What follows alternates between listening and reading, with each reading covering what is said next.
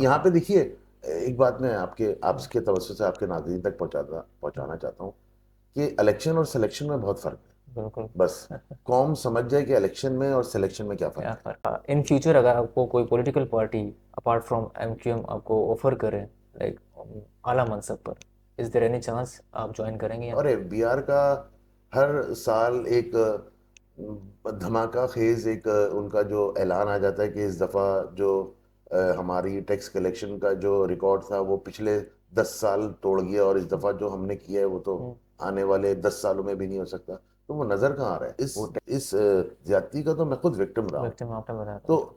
लेकिन आज मैं लोगों की अगर हेल्प आउट करने की कोशिश करता हूँ तो ये सिस्टम इतना बोसीदा और इतना मतलब ऐसा ये गंदगी से भरपूर ये सिस्टम हो चुका है आरिफ भाई कि मैं चाह के भी किसी की हेल्प नहीं कर सकता हूँ। आप इंटीरियर सिंध की परसेंटेजेस देखिए तो वो 80+ और 90 मेरे ख्याल से उनका बस नहीं चल रहा। वो तो 105 नंबर भी दे सकते हैं 100 में से। लाइक जैसे मुत्तहिदा गवर्नमेंट की हम बात कर लेते हैं, उनको जो पॉपुलरिटी मिली थी और उनकी जो लाइक सीट्स थी कराची ऑल ओवर सिंध से, do you think can they regain their popularity and fame in future or not? अच्छा, do you think like आफाक भाई मुश्तरका हुकूमत बनाएंगे with Khalid Maqbool Siddiqui in future, जिस तरह मुस्तफ़ा कमाल ने किया?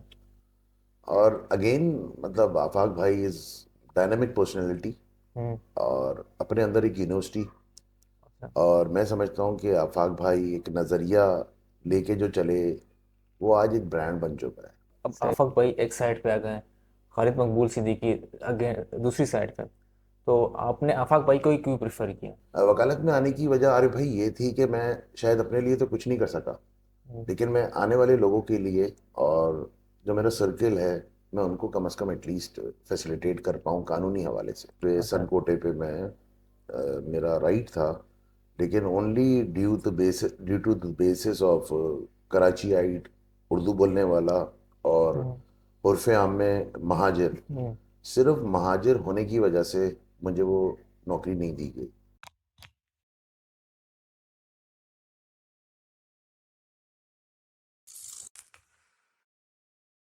अस्सलाम वालेकुम नाजरीन, टॉक शोज़ पॉडकास्ट के साथ मैं हूं आपका होस्ट आरिफ शाह नाजरीन। एक ज़बरदस्त डायनामिक धमाकेदार एपिसोड के साथ फिर हाज़िर हुए हैं।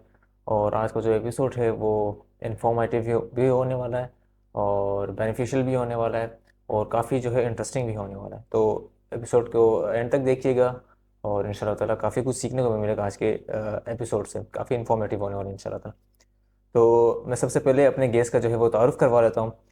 एडवोकेट बाबर मिर्ज़ा साहब हमारे साथ मौजूद है। उम्मीद करता हूँ उनकी पिक्चर आपने देख ली होंगी तो आप बखूबी वाकिफ़ हो गए होंगे उनसे।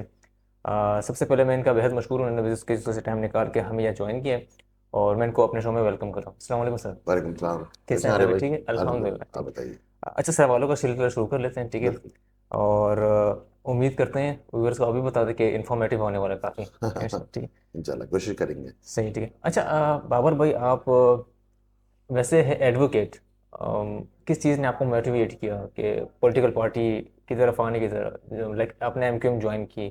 आप वैसे लॉयर भी हैं बाय प्रोफेशन, तो इसके पीछे कोई सॉलिड रीज़न है या कोई दूसरी चीज़ है? देखिए आरिफ भाई, हमेशा किसी न किसी चीज़ के पीछे उसका एक पस मंज़र होता है। बेसिकली वकालत में आना एक मेरा एक शौक़ के साथ साथ मेरी ज़रूरत भी थी। सही।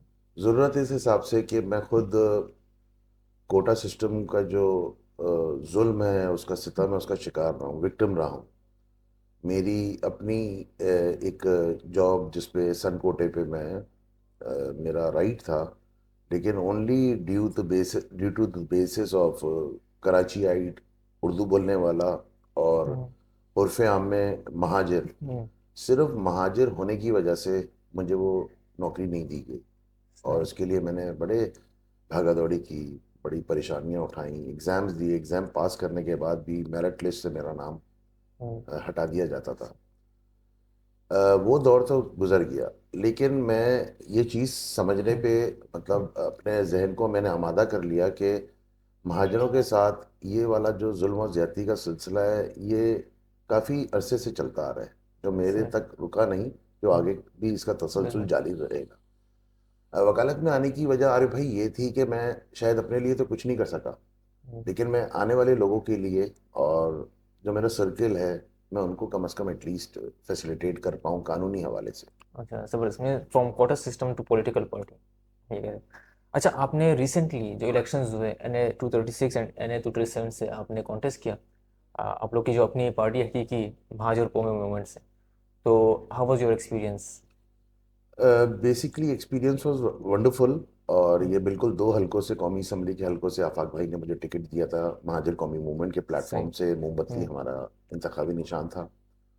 और अगेन मतलब आफाक भाई इज डायनामिक पर्सनैलिटी हम्म। और अपने अंदर एक यूनिवर्सिटी। अच्छा। और मैं समझता हूँ कि आफाक भाई एक नज़रिया लेके जो चले, वो आज एक ब्रांड बन चुका है।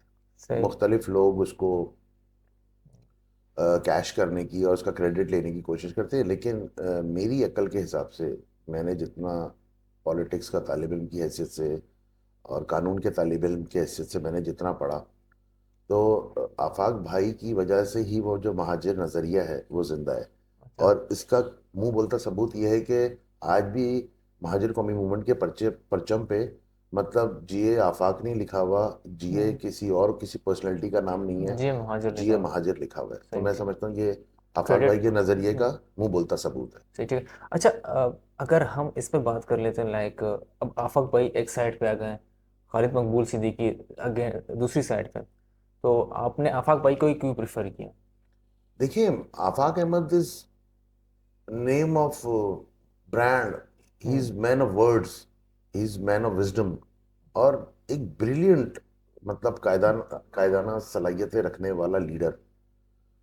और मतलब इस बंदे ने, मेरे चेयरमैन ने, मेरे लीडर ने आज तक देखिए घुटने नहीं टेके। हम्म। वो जैसे भी हालात रहे वो लड़ते रहे, झगड़ते रहे, लेकिन उन्होंने लफ्ज महाजिर को नहीं छोड़ा।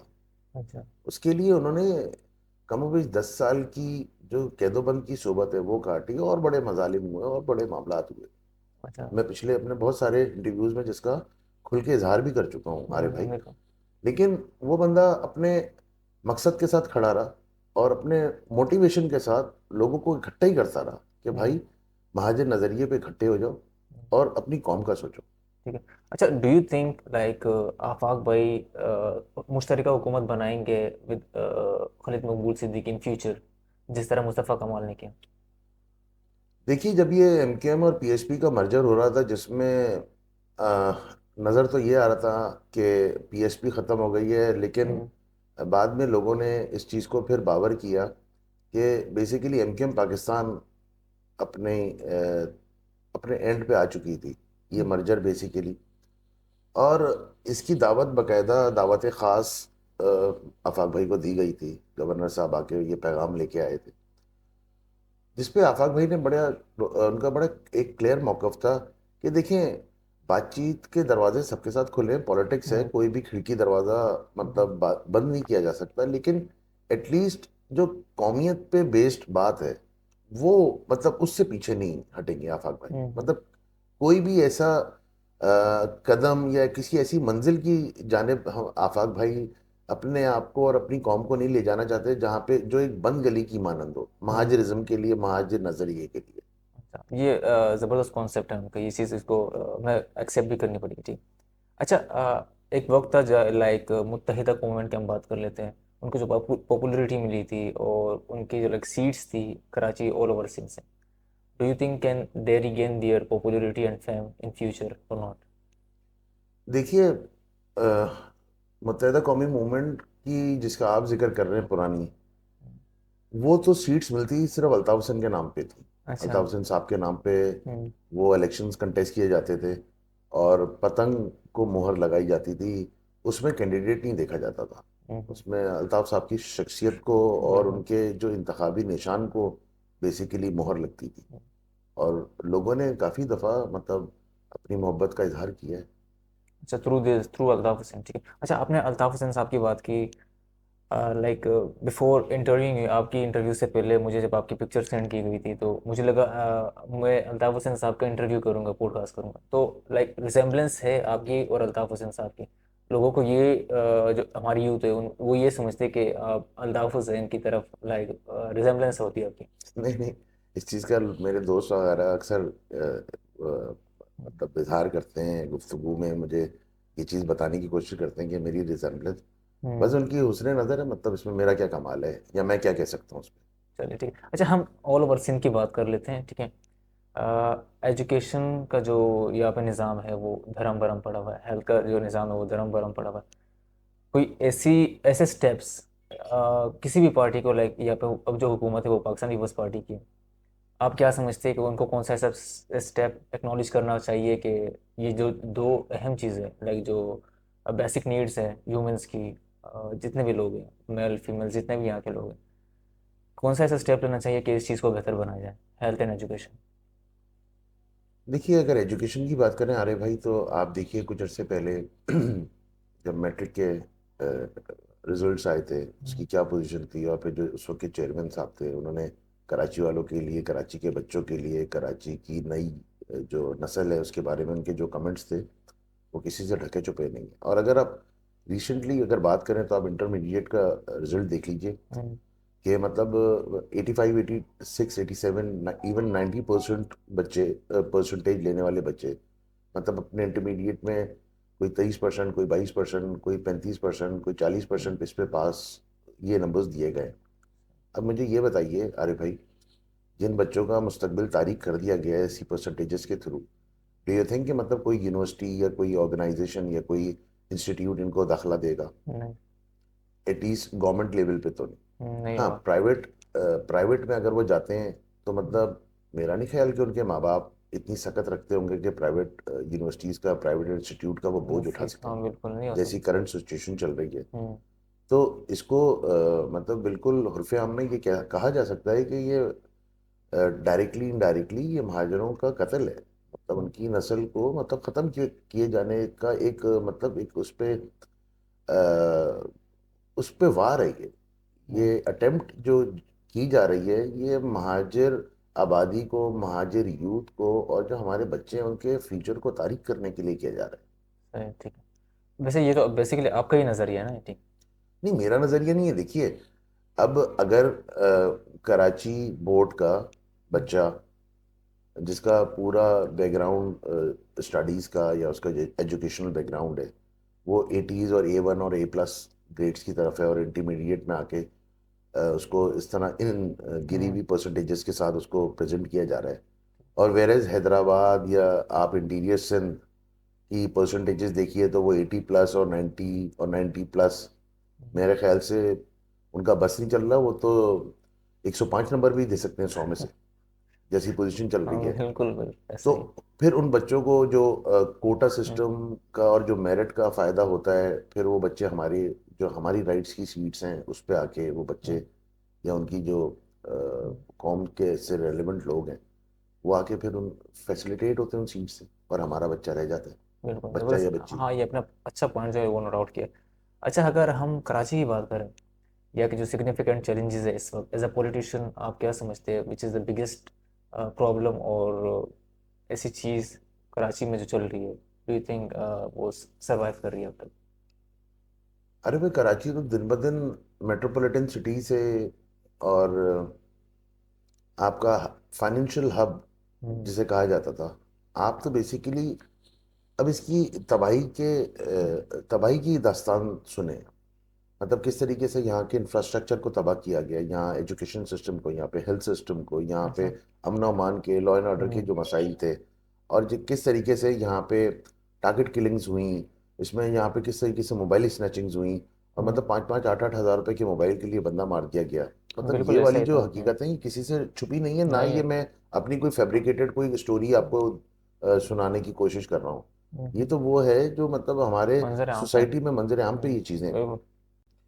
फिर मतलब जिस तरीके से यहाँ के जो लोग हैं, जो यहाँ का डोमिसाइल रखते हैं, उनके डोमिसाइल के साथ जो ज्यादती की गई, और बाहर के लोग जो पैसे दे के या बिलो द बेल्ट जाके हम्म। कोई भी तरीका इस्तेमाल करते हुए अपने डोमिसाइल्स बनवा के, ना उनकी हम्म। वेरिफिकेशन होती है और ना उनसे कोई पूछगछ करने वाला होता है, और ये ज्यादती तो मेरे डोमिसाइल के साथ है ना, और ये ज्यादती तो वो है जो मेरे साथ किसी जमाने में कभी हुई थी। हम्म। इस इस इस ज्यादती का तो मैं खुद विक्टिम रहा हूँ। व्यक्ति में आपने बताया तो था। लेकिन आज मैं लोगों की अगर हेल्प आउट करने की कोशिश करता हूँ तो ये सिस्टम इतना बोसीदा और इतना मतलब ऐसा ये गंदगी से भरपूर ये सिस्टम हो चुका है आरिफ भाई कि मैं चाह के भी किसी की हेल्प नहीं कर सकता हूँ। ये हम्म डोमिसाइल और ये कोटा सिस्टम की इतनी सख्त जो बीमारी लगा दी गई है, हम्म। इसकी वजह से मतलब बहुत सारे महाजर बच्चों का जो फ्यूचर है वो फ्यूचर तबाह हो तबाह गया हो है। गया, बिल्कुल ऐसा ही है। ठीक। अच्छा, हम पाकिस्तान की माशी तरक्की की बात कर लेते हैं, इसको कैसे बेहतर बनाया जा सकता है? देखिए, पाकिस्तान को अगर आपने तरक्की की राह पे गामजन करना है तो उसके लिए आपको लोगों के राइट्स देने पड़ेंगे। अच्छा। के जो लोग हैं वो अपने शहर को ओन करते हैं। इसी तरह पंजाब है, पंजाब अपने राइट्स को देखता है, बलूचिस्तान देख लीजिए आप लेकिन as far as Karachi is concern, तो जो यहाँ के रहने वाले हैं, हम्म यहाँ के बनाने वाले, यहाँ पे कराची को फ्लरिश करने वाले, कराची को कराची का नाम देने वाले, कराची को कराची बनाने वाले, हम्म आप जब उनके राइट्स जब तक आप उनको नहीं देंगे, आप उनको एक कौमियत कौमियत का आप उनको दर्जा नहीं देंगे, आप उनको कौमियत तसव्वुर नहीं करेंगे, तो मतलब हाउ इट इज पॉसिबल कि मतलब पाकिस्तान का एक अच्छा इमेज दुनिया में जाए विद इन द बाउंड्री। मतलब देर आर क्वेश्चंस वहाँ हम्म पे, हमारे इश्यूज हैं, हमारी आइडेंटिटी से रिलेवेंट इश्यूज हैं, हमारे साथ हुए हुए मजालिम पे हमारे सवालात हैं, हमारे साथ कभी दाद रसी नहीं की गई। और महाजिरों को हमेशा जब भी डिस्कस किया जाता है विद इन पाकिस्तान या आउट ऑफ पाकिस्तान, उनको सिर्फ और सिर्फ दहशतगर्द कहा जाता है, बोरीबंद लाशों का उनके साथ टैग लगाया जाता है, उनको गद्दार कहा जाता है, उनके साथ मतलब बहुत ज्यादती की जाती है। तो हम भी ये चाहते हैं कि आप इस कम्युनिटी को, जैसे दूसरी कम्युनिटीज़ हैं पाकिस्तान की, हम्म आप उन कम्युनिटीज़ की तरह हमें वो मतलब हमें वो दर्जा दें। देखिए, हमारे आबाओ अजदाद में आके जिस तरीके से तबादला आबादी के तहत यहाँ पे आके काम अपने जो भी उनके ड्यूटीज थी वो हम्म करते हुए जिस तरीके से पाकिस्तान को पाकिस्तान का नाम दिया, हम्म, तो उस हवाले से 40% तो सिंध में मेरा बनता है, मेरा राइट है। बिल्कुल राइट मैं है। किसी से भीख नहीं मांग रहा। मतलब मैं नहीं चाहता कि कोई मुझे बाहें खोल के मुझे एक्सेप्ट करे और मेरी, मुझे भीख नहीं चाहिए। ये 40% का मेरा राइट है, ये मुझे राइट टाइम पे मेरा राइट मिल चुका होता तो आज मेरी या मेरी कम्युनिटी की पोजीशन ये नहीं होती यार साहब। बिल्कुल ऐसा ही है, बिल्कुल दुरुस्त आपने फरमाया। अच्छा, अगर हम, मैं आपसे क्वेश्चन राउंड करके लेता हूँ, लाइक आप क्या समझते हैं, हमारा टैक्स देना जायज़ है या नहीं?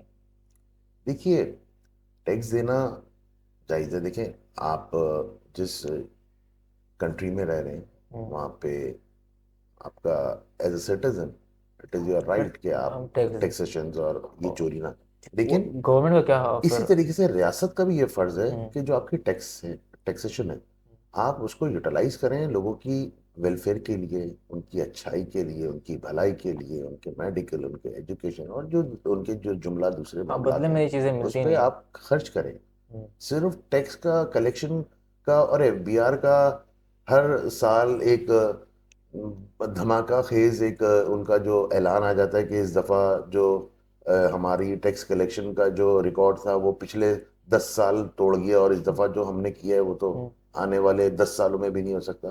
तो वो नज़र कहाँ आ रहा है, वो हम्म, टैक्स कलेक्शन नज़र कहाँ आ रही है? जागीरदार पे टैक्स नहीं है, यहाँ पे एग्रीकल्चर जो तबका है उन पर उन पे टैक्स नहीं। टैक्स नहीं है, हम्म जमींदारों पे टैक्स नहीं है। और ये जो टैक्स कलेक्शन है, ये तो आप उसका सारा बर्डन कराची शहर पे डालते हैं। यहाँ पे हम्म कराची में नौकरी करने वाला, कराची में रहने वाला एक एक शख्स टैक्स देता है। आप हम्म, माचिस लेते हैं उसका टैक्स देते हैं। बिल्कुल। और आप एक्सपेक्ट ये करते हैं कि मतलब हम टैक्स देते रहें और खामोशी की अपने साथ लब सी लें, तो ऐसा कब तक पॉसिबल है? मतलब हमें हमारे राइट्स चाहिए, हमें हमारी सेफ्टी चाहिए, हमें लॉ एंड ऑर्डर चाहिए, हमें ऐसा चाहिए कि अगर हम 1 लाख 2 लाख रुपए बैंक से लेके घर या घर से लेके बैंक अपने ट्रेवल कर सेफ्टी रहे हैं तो चाहिए। कम से कम सेफ्टी तो हमें मिले। This is the main point. ठीक है। अच्छा, अगर सोशल जो है इनजस्टिस की हम बात करें, पाकिस्तान में लाइक पुअर्टी है, और child labour, no medical, no education, ये सारी चीज़ें इस ज़मरे में आती है। तो can we compare to like Asian countries, Afghanistan, back Bangladesh और India, in these social issues? देखिए, किसी जमाने में एशियन टाइगर का नारा बहुत लगा अच्छा। कि पाकिस्तान ऐसा मुल्क है जो तरक्की की राहों पे गामजन है। लेकिन अगर हम अपने लीडर्स को देखें तो आज उनके पास क्या कुछ नहीं है।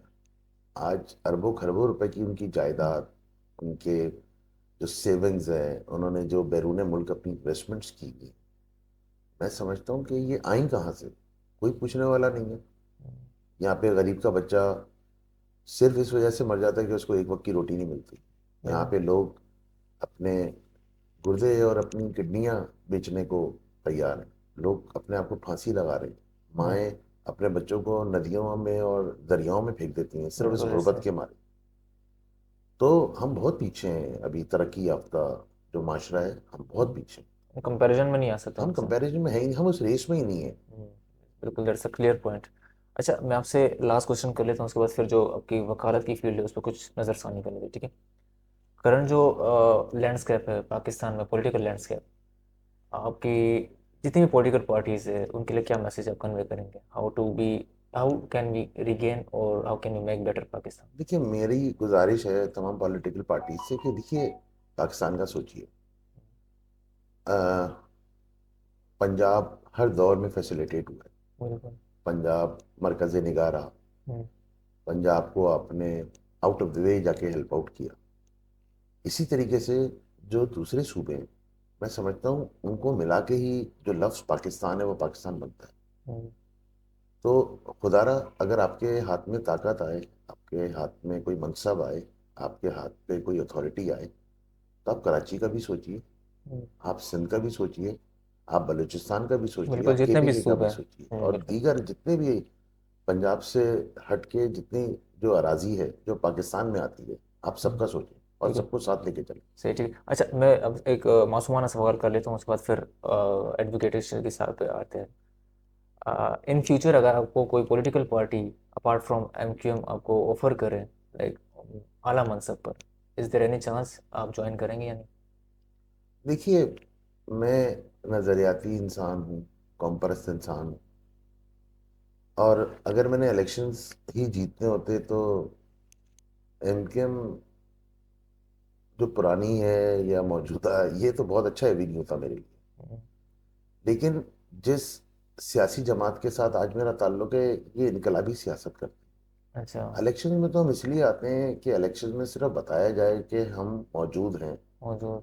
लेकिन हमारे पे लगी हुई जो पाबंदियां हैं, अगर वो पाबंदियां हटा दी जाएं, तो मैं समझता हूँ कराची में एक अपशट आ सकता है। हम्म, महाजर कौमी मूवमेंट एक अपशट ला सकती है कराची में। अच्छा।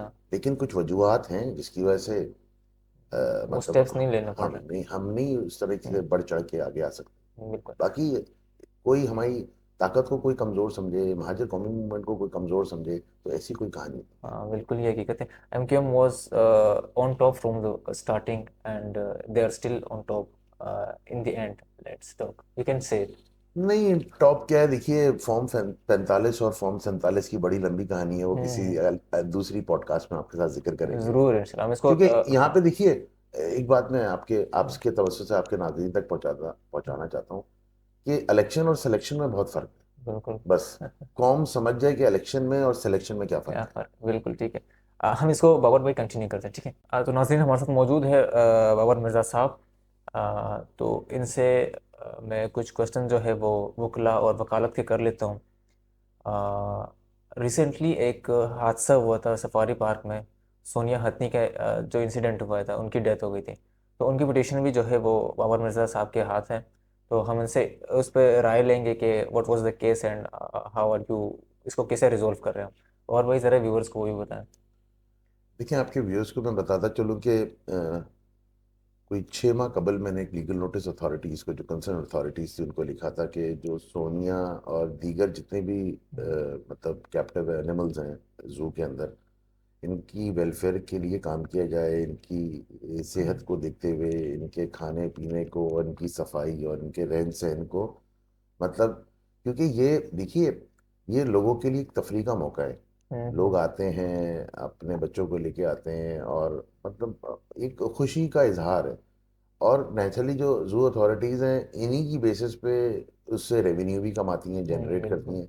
तो एटलीस्ट आप अपने जानवरों को मतलब proper medication, proper medical, proper उनको जो उनका राइट है एज अ जानवर, वो जो प्रोवाइड उनका करें। राइट है, मतलब जो, देखिए, सांस लेने वाली चीज़ें हैं। वो हम्म ज़रूरी नहीं है कि अगर वो बेज़बान है तो आप उसके साथ जैसा चाहें जुल्म कर दें। दैट्स तो नॉट फेयर। अल्हम्दुलिल्लाह मैंने मुझे तौफीक दी कि मैंने ये लेटर लिखा, लीगल नोटिस लिखा अथॉरिटीज़ को। मुझे जवाब नहीं आया, लेकिन हुआ ये कि चूंकि मेरा वो जो लीगल नोटिस था वो इग्नोर कर दिया गया, और इवेंचुअली वो जो हथनी है सोनिया, वो मर गई। अब हमने फिर आवाज़ उठाई कि इसका जो प्रॉपर, इसको जो मामलात हैं और जिन हालात और वाक़यात में इसकी जो मौत हुई है इसको पब्लिक किया जाए। फिर एक उसकी ऑटोप्सी रिपोर्ट आई है। तो वो ऐसी फैब्रिकेटेड और ऐसी सेल्फ जनरेटेड रिपोर्ट्स का क्या करना है? यहाँ पे इस शहर में 5,000 के मोबाइल के लिए बंदा मार दिया जाता है, तो यहाँ पे हथनी के हकूक के लिए कौन बात करेगा? फिर हमने क्या किया कि हमने सेशन अदालत में एक पटिशन लगाई, और जिसकी पुलिस रिपोर्ट आ गई है।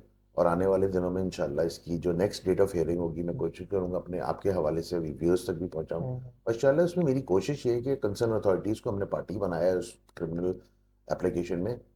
और हमारा सिर्फ और सिर्फ मुद्दा ये है कि वो जानवरों के हकूक को ना, मतलब वो जो वो मर गई पामाल है ना वो तो किया जाए। वापस नहीं आ सकती है हाँ अपनी। हमें लेकिन एटलीस्ट जितना जानवर अभी हमारे पास मौजूद है जूज में, डिफरेंट उसकी जूज में, केयर करें। उसकी केयर की जाए, उनकी ठीक। निगहदाश्त की जाए, उनसे ठीक। प्यार किया जाए। ज़बरदस्त ज़बरदस्त, अल्लाह आपको इसका अजर अजीम अता करे।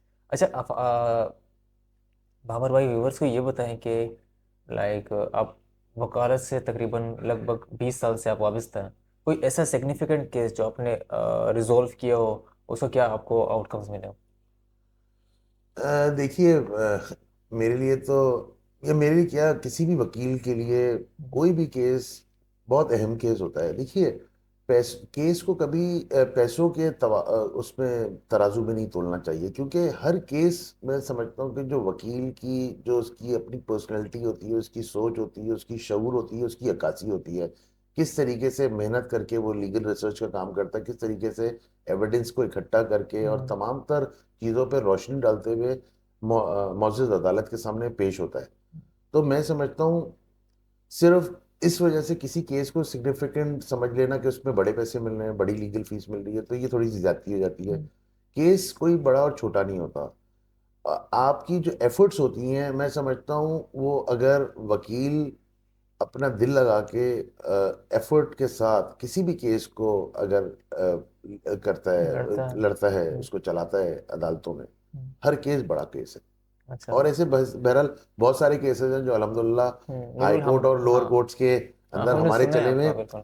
बस सुना है तो अल्लाह आपको इज्जत दे। हम्म। लेकिन ये है कि बस जो भी अल्लाह का कमाल है, मेरी अच्छा। कोई इसमें ना हैसियत, ना मेरी कोई औकात, मैं अपने आप की नहीं समझता। अच्छा सब माशा माशाल्लाह, अल्लाह का दिया हुआ ज़बरदस्त है। ज़बरदस्त। ठीक। अच्छा मैं आपसे क्विक फायर क्वेश्चंस कर लेता हूँ, उसके बाद चीज़ें रैप अप करते हैं, ठीक है? हमारी जो नई यूथ है, न्यू जनरेशन है, महाजिर हो या चारों सूबों की हम बात कर लेते हैं, उनके लिए आपका कैसा पैगाम रहेगा उस सेंस पे? Like do you think they should be in politics और they should live their normal life? Politics अच्छी चीज़ है अगर आप अपने मुल्क की भलाई के लिए हैं। हम्म। और अगर अपनी भलाई के लिए आ रहे हैं तो अच्छी चीज़ नहीं अच्छी चीज़ नहीं है। है। अच्छा आप खुद को अगले 5 साल या 3 साल हम कह सकते हैं, खुद को कहाँ देखते हैं आप इन पॉलिटिकल सिचुएशन? मैं, ये बड़ा मुश्किल सवाल है, तो मैं इस पे कमेंट नहीं कर नो सकता। कमेंट्स। No comments. ठीक है। अच्छा कोई जो एडवोकेट की हम बात कर लेते हैं, लाइक एडवोकेट की जो आप लोग की फील्ड है, सबसे मेन पार्ट और सबसे जो है इंटरेस्टिंग पार्ट या सबसे जो स्ट्रगलिंग पार्ट एडवोकेसी का, सबसे वो पार्ट कौन सा है? Civil cases. Civil cases. जी, क्रिमिनल को लोगों ने बस एक बूम बनाया हुआ है, हालांकि criminal is a part, hmm. Just a part. लेकिन जो सिविल की वकालत है, बेसिकली वकालत सिविल की है। अच्छा। ठीक है, मैं आपसे लास्ट क्वेश्चन कर लेता हूँ, उसके बाद चीज़ें बराबर होते हैं।